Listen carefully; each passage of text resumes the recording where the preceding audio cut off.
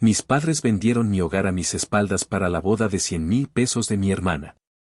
Me llamaron riendo, gracias por el regalo. Sonreí y les dije que revisaran su correo.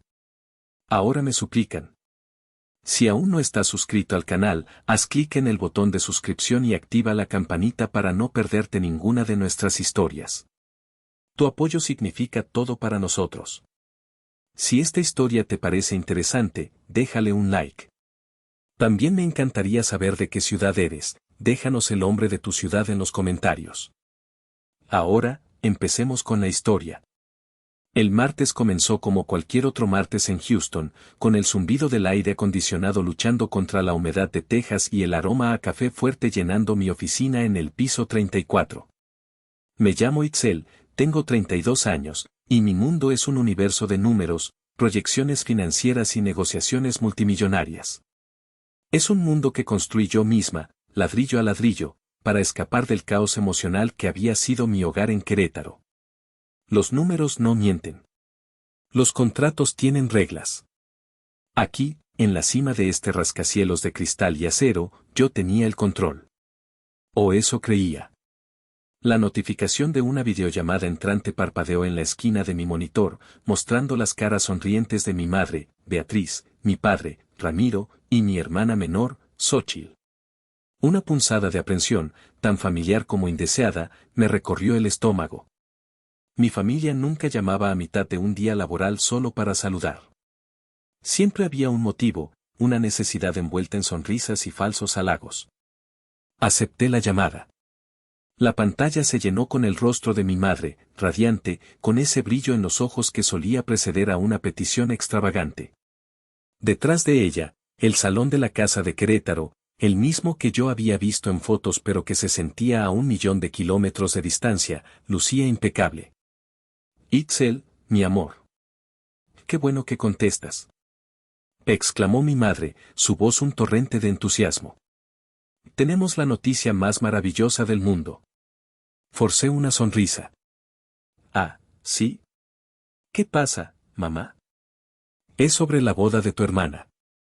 Dijo, y Xóchitl se abrió paso frente a la cámara, agitando su mano izquierda para que el anillo de compromiso, obscenamente grande, capturara la luz.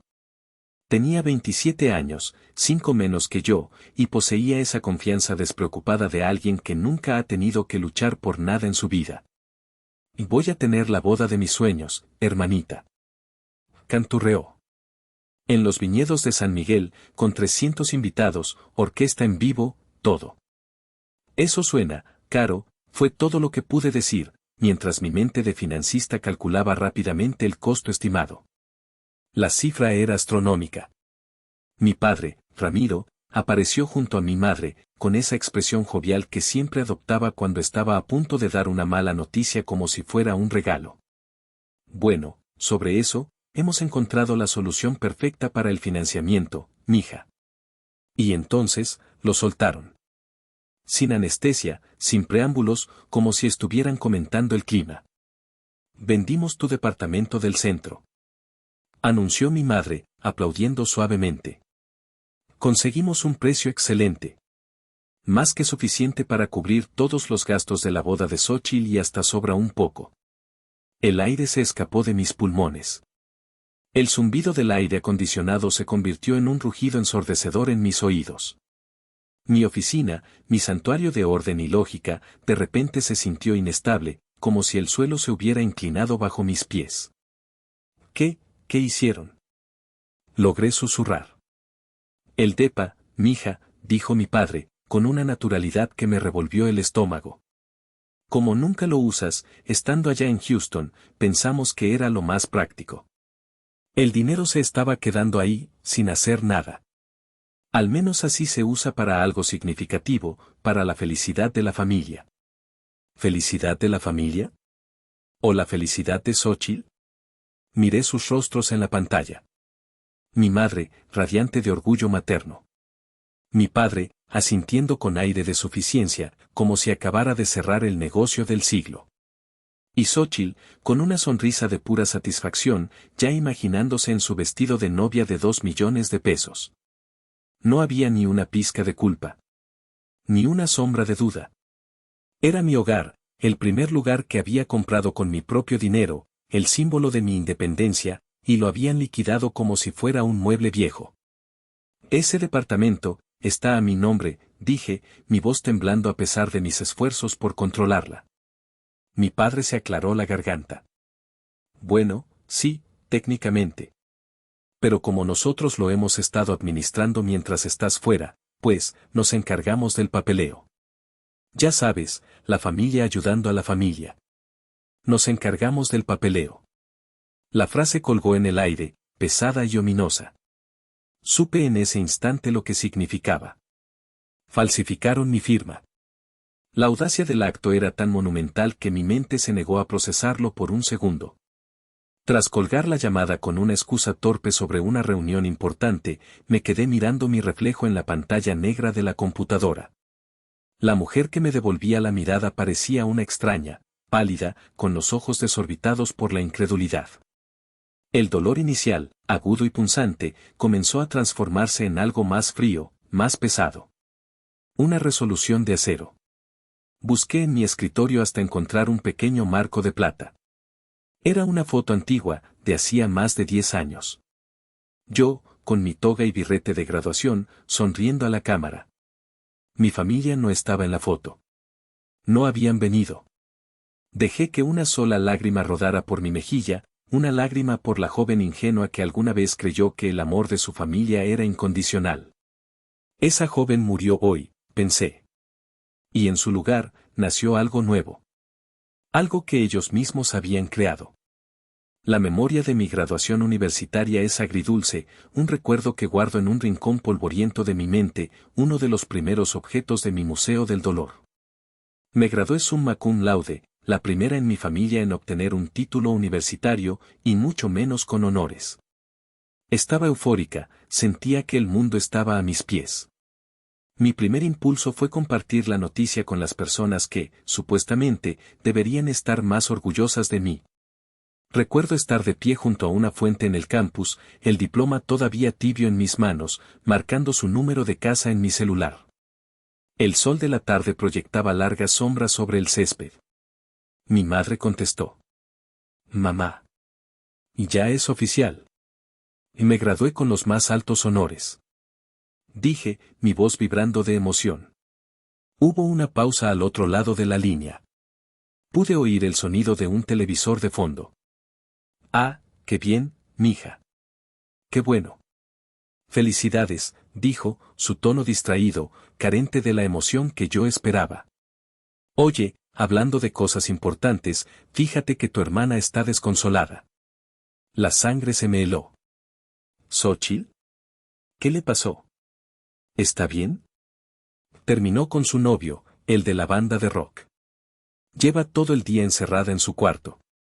Tu papá y yo no sabemos qué hacer, está hecha un mar de lágrimas.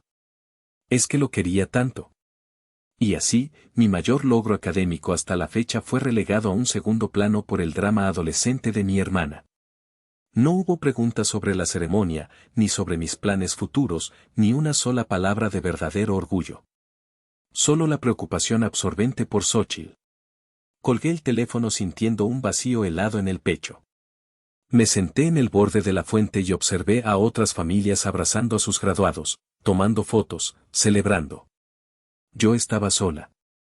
Unas semanas después, mientras yo estaba inmersa en la búsqueda de mi primer trabajo, mi madre me llamó, esta vez su voz rebosaba de una emoción que nunca había mostrado por mis logros. Gitzel, no vas a creerlo. Vamos a hacer una gran fiesta. Mi corazón dio un vuelco. Quizás se habían dado cuenta de su omisión y querían celebrar mi graduación. ¿Una fiesta? ¿Por qué? Tu hermana se graduó de su curso de uñas de acrílico. Le dieron un diploma y todo. Estamos tan orgullosos, mi niña es toda una artista. Vamos a invitar a toda la familia, a los vecinos, tenemos que celebrar su éxito como se debe. Las fotos de esa fiesta inundaron las redes sociales días después. La casa estaba adornada con globos rosas y dorados. Había un pastel de 3 pisos con una réplica de un esmalte de uñas en la cima. Mi padre, Ramiro, dio un discurso conmocionado sobre el talento innato y el brillante futuro de Xóchitl.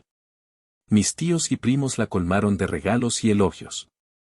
Miré las fotos en la pantalla de mi laptop barata, en el pequeño apartamento que apenas podía pagar. Vi a mi hermana, radiante, en el centro de atención, celebrada por completar un curso vocacional de 6 semanas. Y me vi a mí misma, la graduada universitaria con honores, completamente invisible. Ese día entendí mi papel en la dinámica familiar. Yo no era una hija a la que celebrar, era una inversión a largo plazo, una cuenta de ahorros que se esperaba que creciera en silencio y diera frutos en el futuro. Mi éxito no era motivo de orgullo, era una expectativa. Mi propósito era ser funcional, responsable, callada. El papel de Xóchitl era ser adorable, ser celebrada, ser el centro emocional del universo familiar. Yo era la infraestructura, ella era el monumento. Y nadie organiza una fiesta para celebrar que las tuberías funcionan correctamente. Simplemente esperan que lo hagan. Ese día, algo dentro de mí se endureció. Comencé a construir mis muros, no por rencor, sino por pura supervivencia. El segundo objeto de mi museo personal, el que marcó el punto de no retorno, llegó unos años después. Ya estaba trabajando en Houston, escalando posiciones en la firma, pero la vida de expatriado es costosa al principio. Un problema inesperado con el motor de mi coche y un depósito de seguridad que no me devolvieron me dejaron en una situación financiera precaria por primera vez en mi vida adulta. Me sentí humillada, pero después de darle muchas vueltas, decidí hacer algo que nunca había hecho, pedir ayuda a mis padres. Los llamé una noche de jueves, con la voz temblorosa de vergüenza. Expliqué la situación, la reparación del coche, el dinero que me faltaba para la renta. No era una cantidad exorbitante, apenas el equivalente a $1000. La respuesta de mi padre fue un suspiro largo y teatral. Ay, mija. Nos agarras en un mal momento. Malísimo. Las cosas han estado muy apretadas por acá. La tarjeta de crédito está hasta el tope, la hipoteca, ya sabes cómo es. Mi madre tomó el teléfono, su voz era un susurro de mártir. Nos encantaría ayudarte, mi amor, de verdad que sí. Pero apenas nos alcanza. Tu padre ha estado tan estresado por el dinero. Si tuviéramos de dónde, créeme que serías la primera en saberlo. Me sentí increíblemente egoísta. Aquí estaba yo, quejándome de un bache temporal, mientras mis padres aparentemente luchaban por mantenerse a flote. Me disculpé profusamente, colgué el teléfono y pasé la noche en vela, comiendo fideos instantáneos y elaborando un presupuesto draconiano para sobrevivir al mes. 3 días después, estaba navegando sin rumbo por Instagram cuando una publicación de Xóchitl apareció en mi feed. Era una foto de ella posando frente a un espejo en una boutique de lujo, sosteniendo un bolso de diseñador cuyo precio, lo busqué en Google, era casi el doble de la cantidad que yo les había pedido. La descripción decía, porque me lo merezco. Esmalte de uñas gracias a los mejores papis del mundo por este regalito adelantado de cumpleaños. Los amo. El teléfono casi se me cae de las manos. No era solo el bolso. Era la mentira descarada, la facilidad con la que me habían descartado mientras complacían el capricho más reciente de Xóchitl. Mi problema era una carga, su deseo era una prioridad. El dinero no era el problema era yo. Esa noche no dormí. Pero no por ansiedad, sino por una furia fría y calculadora. Me senté frente a mi laptop y comencé a investigar. Sociedades de cartera, corporaciones, fideicomisos. Busqué la manera de crear una barrera legal y financiera impenetrable entre mi vida y mi familia. Si iba a ser una entidad económica para ellos, entonces actuaría como una. Las corporaciones no tienen sentimientos. Las corporaciones tienen estatutos, directores y, sobre todo, protección legal. Fue entonces cuando nació la idea de Solara Holdings. Solara, como el sol, una fuente de energía distante y autónoma. Holdings, porque contendría todo lo que era mío. Pasé las siguientes semanas consultando con abogados y asesores financieros. Fue un proceso complejo y costoso, pero cada dólar que gastaba se sentía como una inversión en mi cordura y mi futuro. Creé la sociedad de cartera en Delaware, conocida por sus leyes corporativas favorables. Luego, comencé el meticuloso proceso de transferir mis activos a nombre de la corporación, mi portafolio de inversiones, mis ahorros y, lo más importante, el título de propiedad de mi departamento en Querétaro. A partir de ese momento, legalmente, yo, Itzel, ya no era dueña de nada tangible. Solara Holdings lo era. Y yo era la única accionista y directora de Solara Holdings. Fue un acto de autodefensa radical. Para el mundo exterior, y especialmente para mi familia, nada había cambiado. Pero en la realidad legal, había construido una fortaleza. Ya no era solo Itzel, su hija. Era Itzel, CEO. Nunca imaginé cuán crucial sería esa fortaleza. No sabía que no estaba construyendo un muro para mantenerlos fuera, sino una defensa para la guerra que ellos mismos declararían años después. Ese bolso de diseñador no fue solo un insulto, fue la inadvertida piedra angular de su propia destrucción. Con la seguridad que me proporcionaba Solara Holdings, una parte de mí debería haberse distanciado por completo. Pero la culpa, ese hilo invisible y tóxico que une a tantos hijos a sus familias disfuncionales, todavía me ataba. Las quejas de mis padres sobre el dinero, aunque ahora sabía que eran selectivas, me habían dejado una espina clavada. ¿Y si de verdad estaban sufriendo? ¿Y si su incapacidad para ayudarme no era malicia, sino genuina necesidad? Movida por una mezcla de responsabilidad filial y, siendo honesta, un deseo ingenuo de demostrar mi valía de la única manera que parecía importarles, tomé una decisión que lo cambiaría todo. Decidí ayudarlos, pero en mis propios términos, de forma anónima. A través de Solara Holdings, configuré una serie de pagos automáticos y discretos. El primero y más importante fue la hipoteca de su casa. Cada mes, puntualmente, una transferencia electrónica desde una cuenta corporativa sin nombre reconocible cubría el pago. Para el banco, era simplemente un pago legítimo. Para mis padres, si alguna vez se molestaban en mirar los detalles, parecería un error a su favor o, como llegué a saber más tarde, un acto de un ángel guardián. No me detuve ahí. Usando diferentes intermediarios financieros, comencé a liquidar los saldos de sus tarjetas de crédito. Pequeñas cantidades al principio, luego pagos más grandes, hasta que sus deudas más agobiantes desaparecieron. Cubrí los pagos de su coche. Pagué la matrícula de los cursos de Xóchitl. Me convertí en una red de seguridad invisible que los sostenía sin que ellos lo supieran. Una parte de mí se sentía bien haciéndolo. Era una forma de cuidarlos sin exponerme a su manipulación emocional. Era un amor a distancia, expresado en hojas de cálculo y confirmaciones de transferencia. Pero otra parte, una parte más honesta, sabía que también era una forma de control. Si ellos no sabían de dónde venía el dinero, no podían exigirme más. Era mi secreto, mi poder silencioso. Durante 4 largos años, fui su benefactora anónima. Escuchaba sus conversaciones telefónicas sobre cómo milagrosamente las cosas siempre se resolvían, cómo la buena suerte siempre estaba de su lado. Nunca cuestionaron la fuente. Simplemente aceptaron, gastaron y siguieron viviendo por encima de sus posibilidades, convencidos de que el universo, de alguna manera, les debía ese estilo de vida. Y ahora, sentada en mi oficina en Houston, con el eco de sus risas todavía resonando en mi cabeza, la ironía me golpeó con la fuerza de un huracán. Habían vendido mi santuario, el símbolo de mi trabajo duro, para financiar la fantasía de mi hermana. Y lo habían hecho sin saber que la única razón por la que todavía tenían un techo sobre sus cabezas era gracias a mí, la hija a la que acababan de apuñalar por la espalda.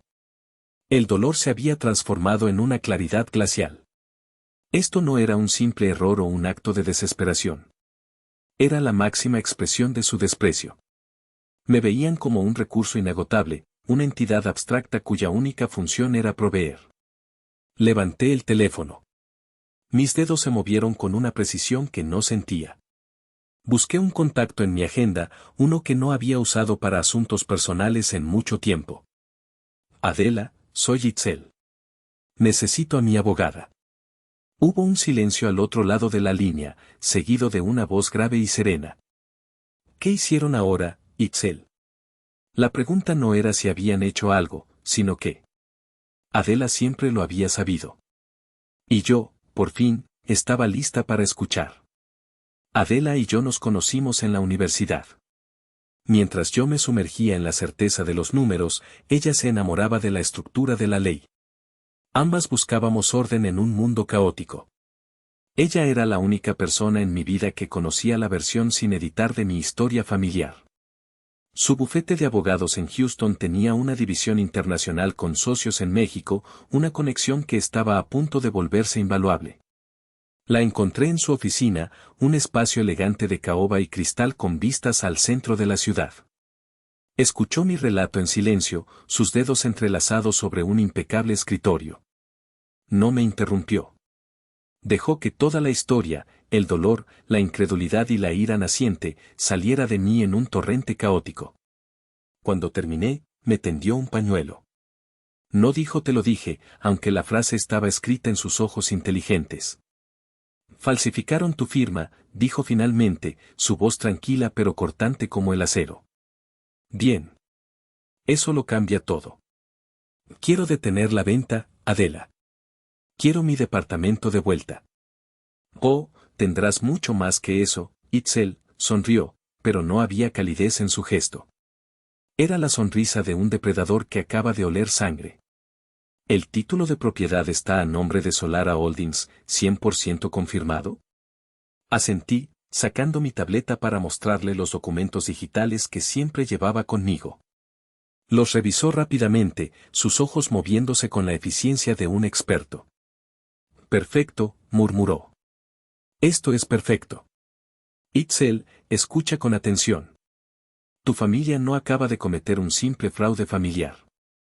Acaban de cometer fraude corporativo contra una entidad registrada en los Estados Unidos. Falsificaron documentos para vender un activo que no les pertenecía, un activo propiedad de una corporación. Me quedé mirándola, empezando a comprender la magnitud de su error. ¿Qué significa eso, exactamente? Significa que hemos elevado esto de un drama de sobremesa a un delito grave con posibles implicaciones transnacionales. Significa que no vamos a presentar una simple disputa civil. Vamos a desatar el infierno legal. El plan que trazamos fue rápido y brutal. Adela contactaría a su socio en Querétaro, un litigante fiscal conocido por su agresividad. Su primera acción sería presentar una solicitud de medida cautelar urgente ante un juez civil, alegando fraude documental, para congelar inmediatamente la transacción y todos los fondos relacionados con la venta. El comprador de buena fe estará protegido, eventualmente se le devolverá su dinero, explicó Adela. Pero los fondos que tus padres recibieron, o que están por recibir, quedarán atrapados en un limbo legal del que no podrán escapar. ¿Y luego? Luego, presentaremos una denuncia penal por fraude, falsificación de documentos y lo que resulte. Y paralelamente, iniciaremos una auditoría completa a través de Solara Holdings. Vamos a documentar cada centavo que les has estado enviando. No para reclamárselo, sino para establecer un patrón de abuso financiero y dependencia económica que destruirá cualquier argumento que puedan tener sobre que actuaron de buena fe. Me sentí extrañamente calmada. La abogada en Adela había tomado el control, y su plan lógico y metódico era un bálsamo para mi alma herida. Por primera vez desde la llamada, sentí que recuperaba el poder. Hazlo, dije, mi voz firme. Desata el infierno. Adela levantó el teléfono. Ernesto, habla Adela. Tengo un caso para ti. Vas a disfrutarlo. Se trata de unos padres que decidieron que robarle a su hija era un buen plan de jubilación. Sí, en Querétaro. Prepara a tu mejor gente. Mientras Adela daba las primeras órdenes, miré por la ventana de su oficina. Allá abajo, la ciudad de Houston bullía de actividad, un ecosistema complejo basado en reglas, contratos y consecuencias. Mi familia había vivido toda su vida en un mundo diferente, uno gobernado por la emoción, la manipulación y la ausencia de responsabilidad. Estaban a punto de descubrir, de la manera más dura posible, que mis dos mundos estaban a punto de colisionar. La maquinaria legal se puso en marcha con una velocidad aterradora. Mientras Adela y su equipo preparaban la ofensiva, yo me convertí en una observadora silenciosa del caos que yo misma estaba a punto de magnificar. Mi familia, ajena a la tormenta que se cernía sobre ellos, continuaba con sus planes, y sus errores comenzaron a dejar un rastro digital que yo seguía con una fascinación morbosa. La primera grieta apareció 2 días después, en mi bandeja de entrada. Un correo electrónico de una mujer llamada Jacinta, la planeadora de bodas de Xóchitl. Aparentemente, mi familia, en su infinita sabiduría, había proporcionado mi dirección de correo como contacto financiero secundario, probablemente asumiendo que yo acabaría pagando algo de todos modos. El asunto del correo era, urgente, problema con el depósito de la boda Gil. Estimada señora Itzel. Espero que se encuentre bien. Le escribo en relación con la boda de su hermana, Xóchitl. Hemos intentado procesar el cheque correspondiente al segundo depósito para asegurar el viñedo, pero el banco nos lo ha devuelto por fondos insuficientes. ¿Podría por favor hablar con sus padres para resolver este asunto a la brevedad? El lugar tiene una lista de espera y no podemos retener la fecha por mucho más tiempo. Atentamente, Jacinta Morales. Leí el correo 2 veces. Fondos insuficientes. Eso significaba que ya habían empezado a gastar el dinero de la venta, probablemente emitiendo cheques antes de que los fondos se hubieran transferido y liquidado por completo. Un error de novatos. Una sonrisa amarga se dibujó en mi rostro. Decidí no responder.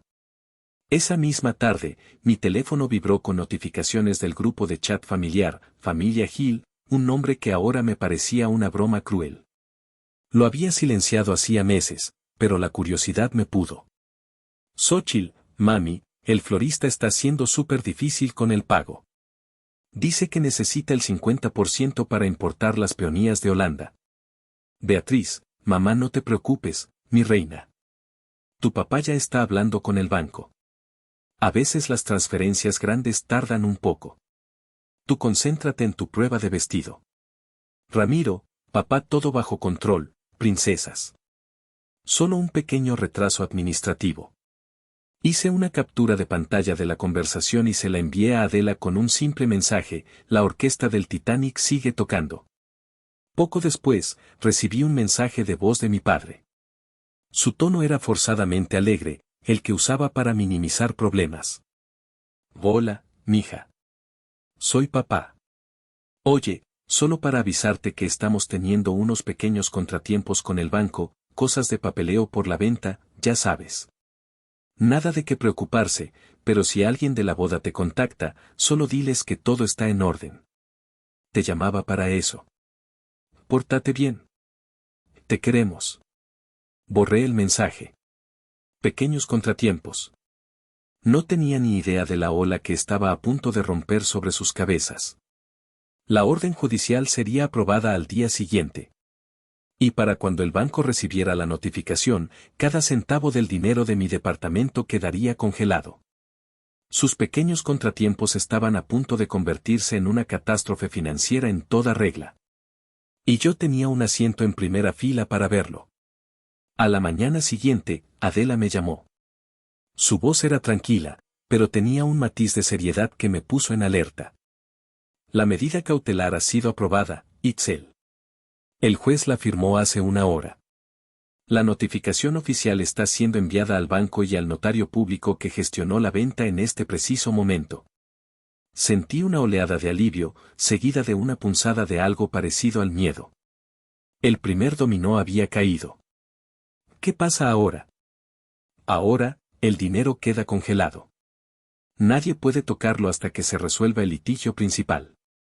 Y dado que el litigio se basa en una firma falsificada en un documento de propiedad corporativa, eso podría llevar meses, si no años. Para todos los efectos prácticos, ese dinero ha desaparecido de sus vidas. Hizo una pausa. Pude oírla teclear algo en su computadora. Pero quiero que entiendas algo muy importante, Itzel. Y necesito que te prepares mentalmente para esto. La denuncia que vamos a presentar mañana no es una simple queja. Hemos decidido, con la aprobación de los socios del bufete, clasificarla como fraude corporativo agravado. ¿Agravado? ¿Por qué? Porque el activo en cuestión, tu departamento, es propiedad de una corporación estadounidense. Al venderlo fraudulentamente en México, han cruzado fronteras. Esto abre la puerta a investigaciones por parte de autoridades fiscales de ambos países. Estamos hablando de un nivel de escrutinio que ellos no pueden ni empezar a imaginar. Tragué saliva. Esto se estaba volviendo mucho más grande de lo que había previsto. Mi plan inicial era simplemente recuperar mi propiedad y darles una lección. El plan de Adela era tierra arrasada. ¿Es necesario que sea tan grande? Sí, respondió Adela con firmeza. Escúchame. Personas como tus padres y tu hermana operan en un mundo de fronteras emocionales borrosas. Creen que ser familia les da derecho a todo. La única manera de hacerles entender es enfrentarlos a fronteras que no pueden cruzar, las fronteras de la ley. No entienden de sentimientos, pero entenderán perfectamente el lenguaje de un citatorio judicial y una cuenta bancaria congelada. Tenía razón. Cualquier intento de resolver esto en familia habría terminado conmigo cediendo, como siempre. Necesitaba un escudo, y la ley era el más fuerte de todos. Además, continuó Adela, hay otro ángulo. La denuncia no la presentas tú, Itzel, como hija. La presenta Solara Holdings, como la entidad corporativa defraudada. Tú eres simplemente la directora ejecutiva que actúa en nombre de los intereses de su empresa. La brillantez de su estrategia me dejó sin aliento. Al posicionar a la corporación como la víctima, me distanciaba emocionalmente del conflicto. No era una hija vengativa, era un aseo protegiendo los activos de su compañía. Les quitaba el arma más poderosa que tenían contra mí, la manipulación emocional y el chantaje familiar. No podían acusar a una corporación de no tener corazón. Las corporaciones no lo tienen. Prepárate, Itzel, dijo Adela antes de colgar. Cuando el banco les notifique que sus fondos están congelados por una orden judicial iniciada por una empresa llamada Solara Holdings, van a perder la cabeza. Y van a venir por ti. Colgué el teléfono. Miré por la ventana. El cielo de Houston estaba despejado y azul. Me sentía como la calma antes de la tormenta. Una tormenta que yo había invocado, pero que ahora tenía vida propia, una fuerza de la naturaleza legal que iba a barrer con todo a su paso. Y por primera vez, no sentí miedo. Sentí poder. La notificación del banco debió llegarles alrededor de las 4 de la tarde, hora de Querétaro. Lo sé porque a las 4:07, mi teléfono empezó a vibrar con una intensidad que parecía que iba a incendiarse. Era una llamada de mi padre. La dejé ir al buzón de voz. Inmediatamente después, una llamada de mi madre. La ignoré también. Luego Xóchitl. Y de nuevo mi padre. El bombardeo fue incesante durante 10 minutos. Vi cómo los iconos de nuevos mensajes de voz se apilaban en mi pantalla. Finalmente, el teléfono se quedó en silencio. Respiré hondo y, con el corazón martilleándome en el pecho, abrí el primer mensaje. Era de mi padre. Su voz, normalmente tan jovial y despreocupada, estaba tensa, cargada de una furia incrédula. Itzel, no sé qué clase de juego enfermo estás jugando, pero tienes que llamarme ahora mismo.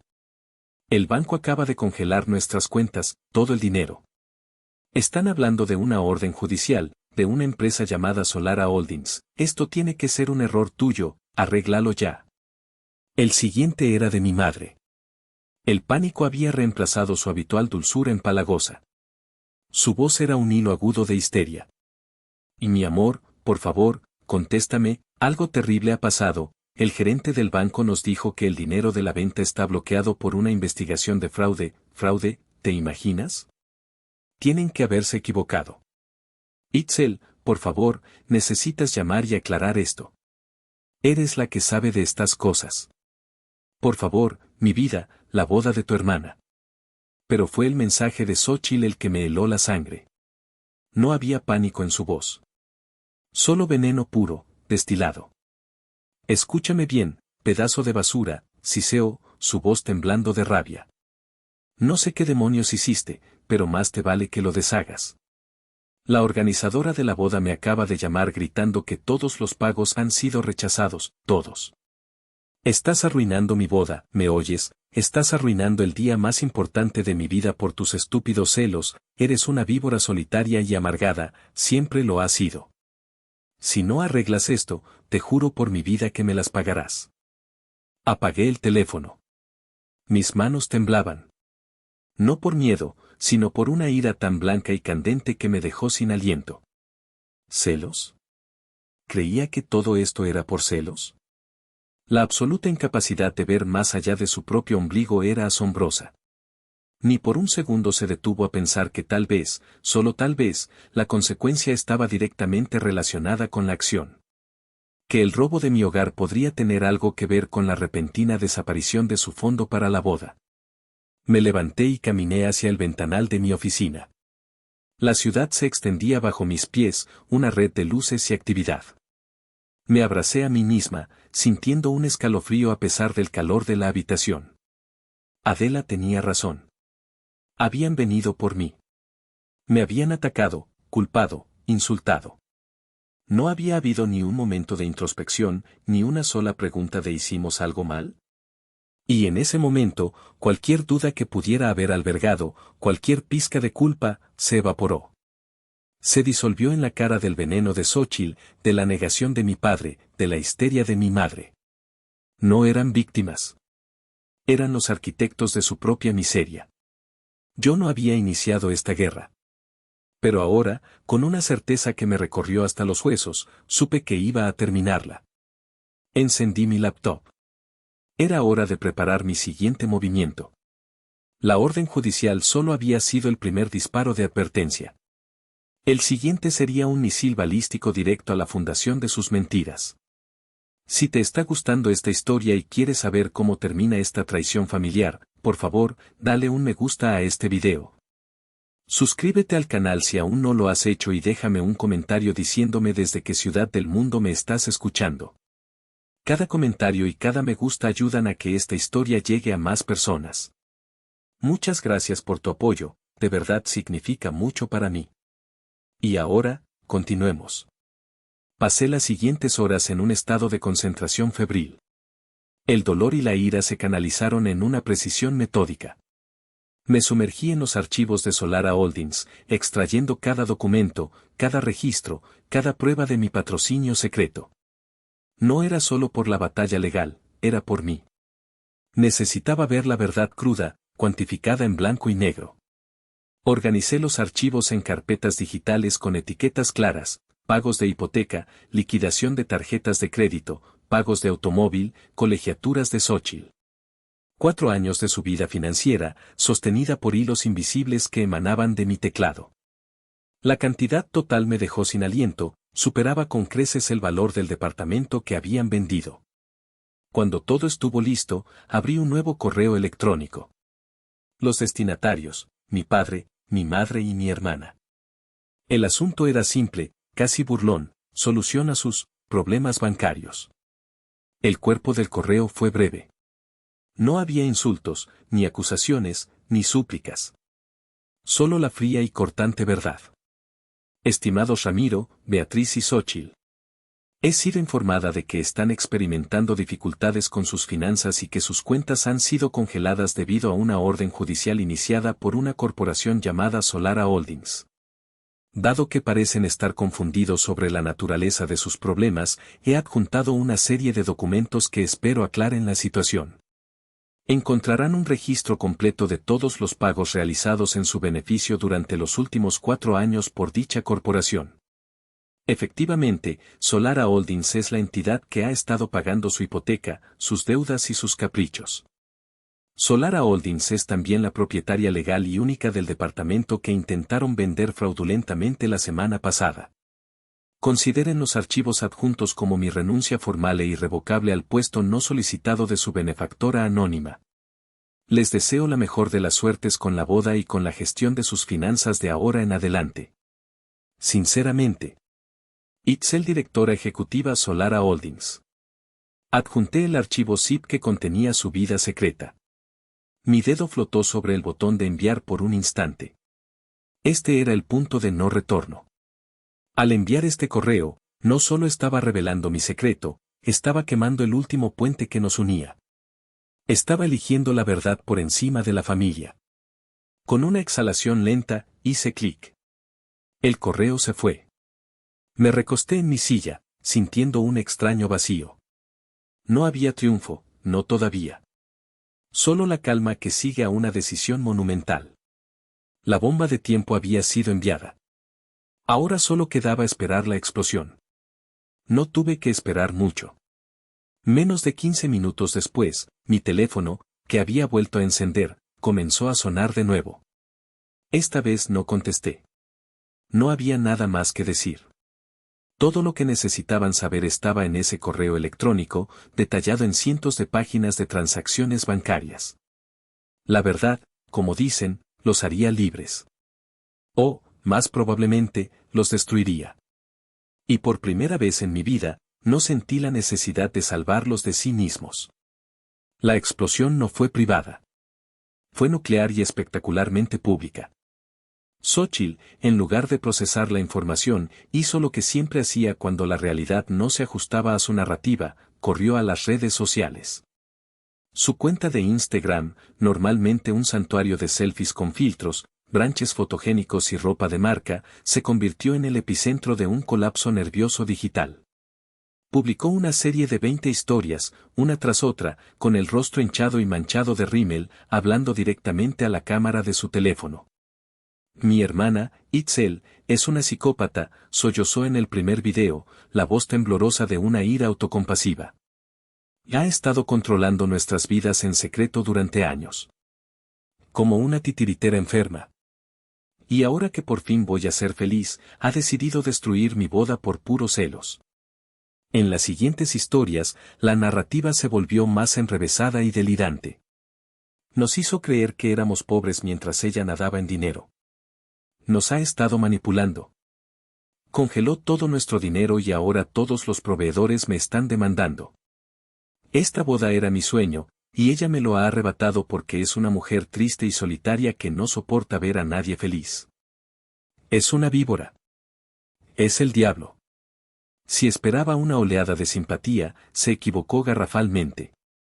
En la era de la información, las historias tienen dos lados, y el mío, respaldado por documentos, ya había empezado a filtrarse. Alguien, probablemente un primo lejano o un amigo de la familia, debió haber visto mi correo electrónico. La sección de comentarios de su última publicación se convirtió en un campo de batalla. Espera, ¿tu hermana estaba pagando la casa de tus papás y tú le vendiste su departamento? Chica, la villana aquí como que eres tú. ¿Manipuladora por pagar tus deudas? Ojalá a mí me manipularan así. Almohadilla dramática. Leí en un grupo de chismes de Querétaro que tus papás falsificaron la firma. ¿Es cierto? Porque si es así, esto no es un drama familiar, es un delito. La audacia de llamarla celosa cuando literalmente le robaste su casa para pagar una fiesta. Ubícate, reina. El golpe de gracia, sin embargo, vino de una fuente inesperada. Jacinta, la organizadora de bodas, claramente harta de ser acosada y de ver su reputación profesional en juego, emitió un comunicado oficial en la página de su empresa. El comunicado era una obra maestra de profesionalismo y sombra. Sin mencionar nombres directamente, detallaba cómo su empresa había sido contratada para un evento de alto perfil cuyos financiadores habían recurrido a medios fraudulentos para obtener los fondos. Anunciaba la cancelación inmediata de todos los servicios y declaraba que emprendería acciones legales contundentes contra los responsables para recuperar las pérdidas y reparar los daños a su reputación. Concluía con una advertencia a otros proveedores de la industria para que realicen una debida diligencia exhaustiva al tratar con clientes que demuestran un estilo de vida que no corresponde a sus medios legítimos. El comunicado fue una bomba. Se compartió cientos de veces en los círculos sociales de Querétaro y San Miguel de Allende. La historia ya no era un chisme familiar, era un escándalo público. Xóchitl no solo había perdido su boda de ensueño, se había convertido en un meme, el rostro de la hija consentida y desagradecida. Su colapso no generó simpatía, sino burlas. Su intento de pintarme como la villana solo sirvió para iluminar su propia codicia y la de mis padres. Mientras observaba el incendio forestal digital desde la seguridad de mi oficina en Houston, no sentí alegría. Sentí una especie de justicia sombría, casi impersonal. Xóchitl había vivido toda su vida en una burbuja de privilegio, protegida de las consecuencias. Yo no había pinchado la burbuja. Simplemente había dejado de soplar para mantenerla inflada. Y la realidad, al final, resultó ser implacable. En medio del caos de notificaciones y llamadas perdidas, un número desconocido de un código de área de San Miguel de Allende apareció en mi pantalla. Dudé en contestar, asumiendo que sería otro pariente lejano llamando para sermonearme o un reportero de chismes local. Pero algo me impulsó a aceptar la llamada. Hola. Dije con cautela. ¿Itzel? Soy Damián. La voz era tranquila, seria y completamente inesperada. Damián, el prometido de Xóchitl. O, como pronto descubriría, su ex prometido. Damián, respondí, sorprendida. No esperaba tu llamada. Lo imagino, dijo con un suspiro cansado. Escucha, sé que no tienes ninguna razón para hablar conmigo, pero te llamo por dos motivos. El primero es para ofrecerte una disculpa. ¿Una disculpa? ¿Por qué? Por no haber visto las señales antes. Por haberme dejado llevar por la fachada. Y por el dolor que mi asociación con tu familia te ha causado. Lo que te hicieron es imperdonable, Itzel. Y quiero que sepas que no tengo nada que ver con eso. Me quedé en silencio, procesando sus palabras. Parecían sinceras. He cancelado el compromiso, continuó, como si me hubiera leído la mente. Esta mañana. No puedo casarme y unir a mi familia con esto. El nivel de engaño, la falta de integridad, es imposible. Lamento que te hayas visto envuelto en todo esto, dije, y lo decía de verdad. Él parecía una víctima colateral. No lo lamentes. Estoy agradecido. Me salvaste de cometer el error más grande de mi vida. Y eso me lleva a la segunda razón de mi llamada. Hay cosas que creo que deberías saber. Cosas que descubrí y que podrían ayudarte. Sentí un escalofrío. ¿Qué cosas? Mi familia, comenzó, su tono volviéndose más confidencial, somos, discretos, pero también cuidadosos. Antes de cualquier unión importante, realizamos una investigación de antecedentes. Algo estándar para protegernos. Mi corazón empezó a latir más rápido. Sabíamos desde hace meses que la situación financiera de tus padres era precaria. Nuestros investigadores encontraron deudas, un historial de gastos impulsivos, muchas banderas rojas. No le dimos mayor importancia, asumimos que eran simplemente malos administradores. Pero nunca imaginamos el nivel de desesperación al que habían llegado. Hizo una pausa, como si estuviera reuniendo el valor para decir lo siguiente. Pero hay más. Algo que no estaba en ningún informe. Algo que escuché con mis propios oídos. Esperé, conteniendo la respiración. Anoche, después de que todo explotó, fui a su casa para exigir una explicación. Las cosas se salieron de control. Xóchitl estaba gritando, tu madre llorando. Tu padre me echó de la casa. Pero mientras salía, los escuché discutiendo en la cocina. La puerta estaba entreabierta. Tu madre le gritaba a tu padre, estaba fuera de sí. Damián imitó una voz aguda y llena de pánico, te lo dije, Ramiro. Te dije que tus estúpidos juegos nos iban a destruir. Ahora lo hemos perdido todo. Tu padre le respondió algo que no entendí, pero entonces tu madre gritó las palabras que lo aclararon todo. Dijo, no me vengas con excusas.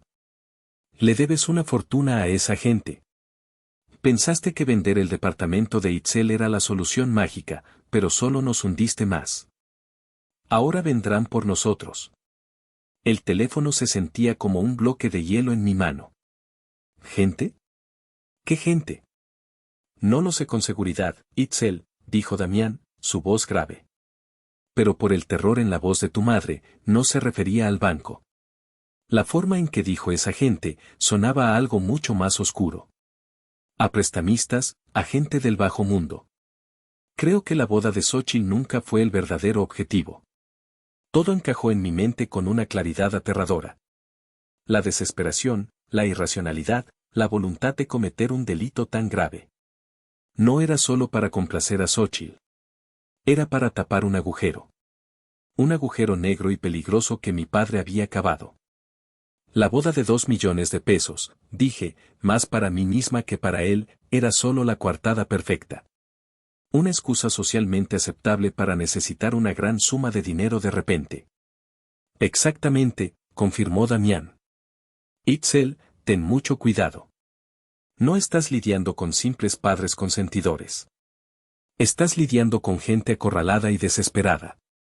Y no sé a quién le deben dinero, pero esa gente no envía notificaciones judiciales. Le di las gracias a Damián, mi mente dando vueltas. La historia acababa de dar un giro siniestro. Esto ya no se trataba de codicia y favoritismo. Se trataba de deudas de juego, de amenazas, de un nivel de podredumbre que nunca había sospechado. Mis padres no solo me habían traicionado, me habían utilizado como un peón en un juego mucho más peligroso de lo que jamás había imaginado. Y al exponerlos, quizás, sin saberlo, había encendido una mecha mucho más corta y explosiva de lo que pensaba. La revelación de Damián lo cambió todo.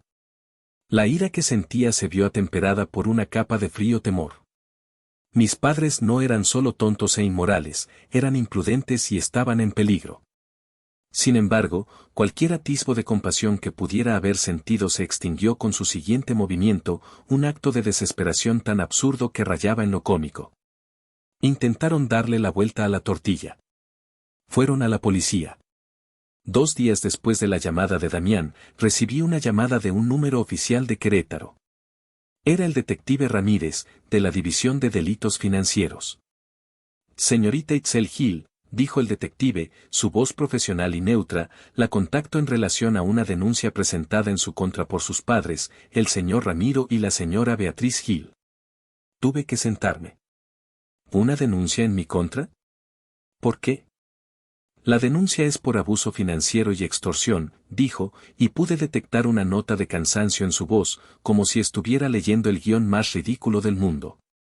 Alegan que usted ha estado controlando sus finanzas de manera encubierta y que ahora ha congelado sus activos de forma maliciosa para coaccionarlos. Me eché a reír. No fue una risa de alegría, sino de pura incredulidad. La audacia era simplemente de otro nivel. Detective, dije, recuperando la compostura, creo que hay una gran cantidad de información que sus denunciantes han omitido convenientemente. De eso empezamos a sospechar, señorita. La historia no cuadraba. Por eso la llamo. ¿Estaría dispuesta a cooperar con nuestra investigación y proporcionar su versión de los hechos? Por supuesto. De hecho, mi abogada, Adela Cruz, estará encantada de enviarle un paquete de información muy completo que incluye escrituras de propiedad, registros corporativos, estados de cuenta bancarios y una denuncia por fraude y falsificación de documentos que ya hemos presentado ante el Ministerio Público. Hubo un largo silencio al otro lado de la línea. ¿Ustedes ya presentaron una denuncia contra ellos?, preguntó el detective Ramírez, su tono cambiando de neutral a muy interesado. Así es, detective. Verá, la extorsión de la que me acusan es, en realidad, la consecuencia legal de que ellos vendieran una propiedad que no les pertenece, usando una firma falsificada. La propiedad pertenece a mi empresa, Solara Holdings. Entiendo, dijo lentamente. Señorita Gil, le agradezco la información. Creo que esta investigación va a tomar una dirección muy diferente a la que sus padres esperaban. Espere noticias nuestras. Colgué y llamé a Adela inmediatamente. Cuando le conté la historia, soltó una carcajada. Son increíbles, exclamó. Es la clásica táctica del abusador, jugar a la víctima. Pero cometieron un error fatal, involucraron a la ley. Pensaron que podían manipular a la policía como me manipulan a mí. ¿Qué va a pasar ahora, Adela? Ahora, el detective Ramírez tiene 2 denuncias cruzadas. La de ellos, que es absurda y carece de pruebas, y la nuestra, que está blindada con documentación irrefutable.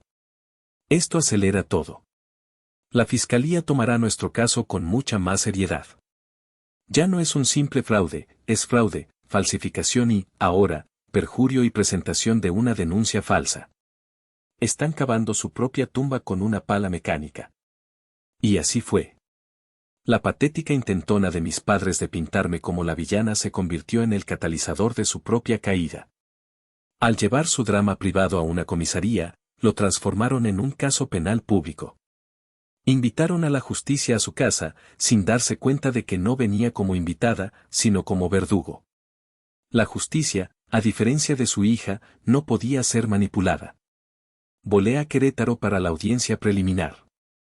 Era la primera vez que los veía en persona en más de un año. El cambio era impactante. Mi padre, Ramiro, parecía haber envejecido una década. Su sonrisa fácil había desaparecido, reemplazada por una máscara de miedo y resentimiento. Mi madre, Beatriz, se había marchitado.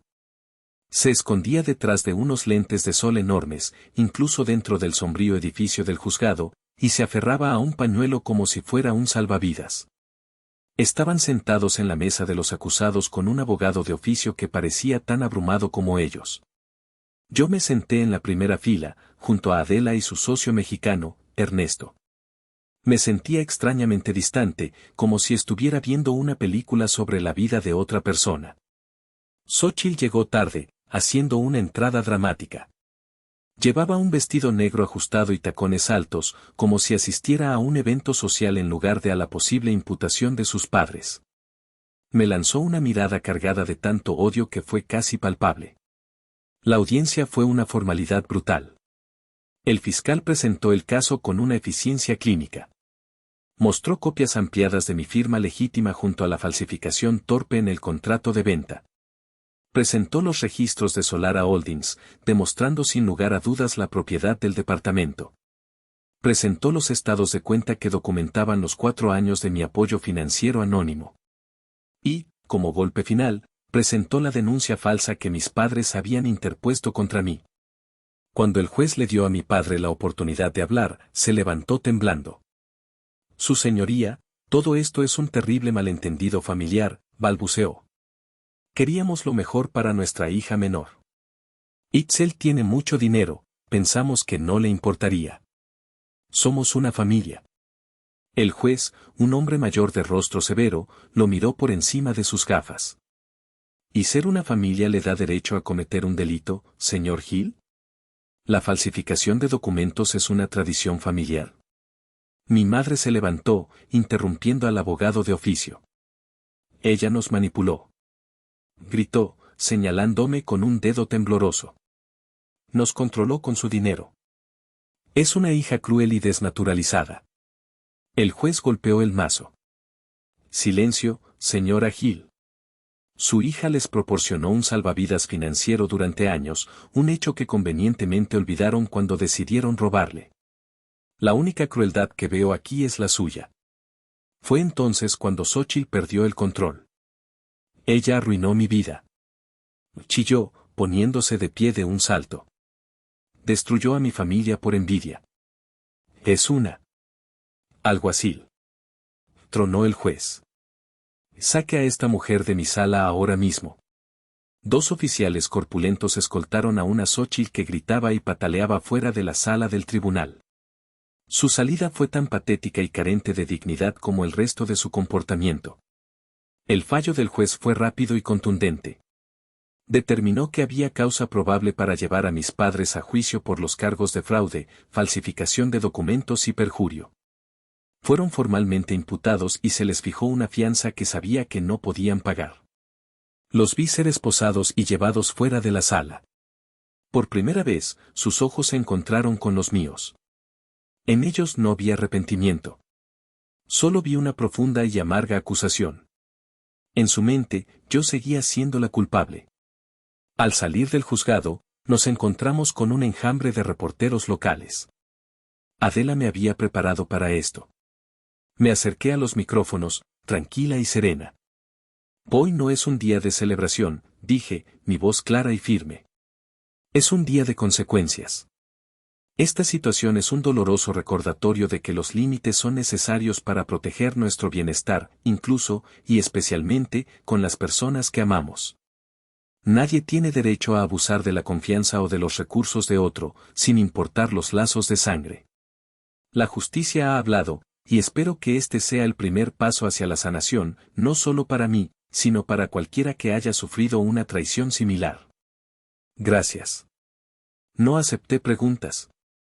Me di la vuelta y caminé, con la cabeza en alto, hacia el coche que nos esperaba, dejando atrás el circo mediático y las ruinas de la familia que una vez fue mía. Días después, tras el frenesí mediático, visité el departamento por última vez. Adela me acompañó.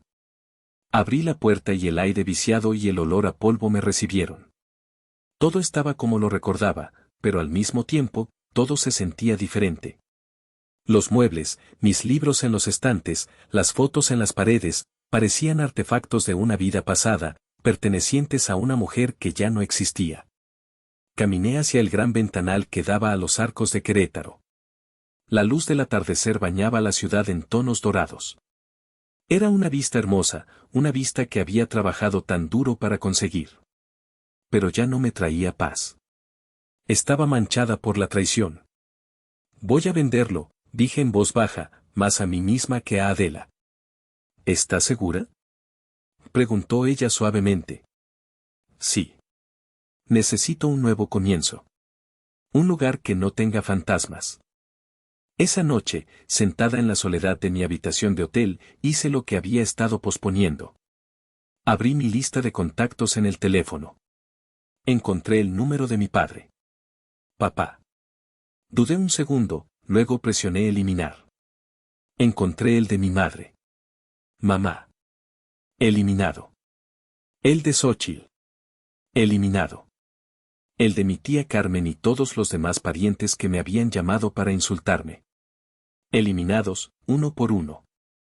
Con cada nombre que desaparecía, sentía un peso que se levantaba de mis hombros. Era un acto simbólico, pero profundamente liberador. Estaba podando las ramas muertas y podridas de mi árbol genealógico. El sentimiento que quedó no fue de pura alegría. Fue algo mucho más complejo. Era una libertad vasta, casi aterradora.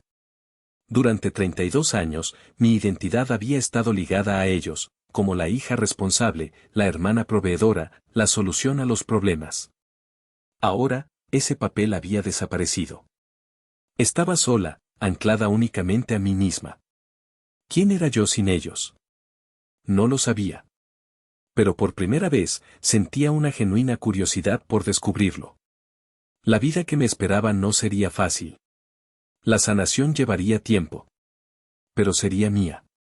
Cada decisión, cada éxito, cada fracaso, me pertenecería por completo. Ya no era el cajero automático de nadie, ni el chivo expiatorio de nadie. Era solo Itzel. Y ahora, les pregunto a ustedes, quienes han escuchado mi historia hasta el final. Sé que tomé decisiones drásticas, decisiones que destruyeron lo que quedaba de mi familia. Pero ante tal traición, ¿qué más podía hacer? ¿Hice lo correcto? ¿O debía haber encontrado otra manera de lidiar con la traición de mi propia sangre? Si estuvieran en mi lugar, ustedes, ¿qué hubieran hecho? Gracias por acompañarme en este relato tan intenso. Si te ha conmovido o te ha hecho reflexionar, te agradecería mucho que le dieras un me gusta al video, te suscribieras al canal y compartieras tu opinión en los comentarios. Tu interacción es el motor que me impulsa a seguir buscando y narrando estas historias.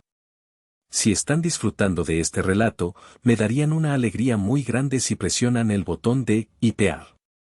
Su apoyo significa muchísimo para mí y me anima a seguir buscando historias para ustedes.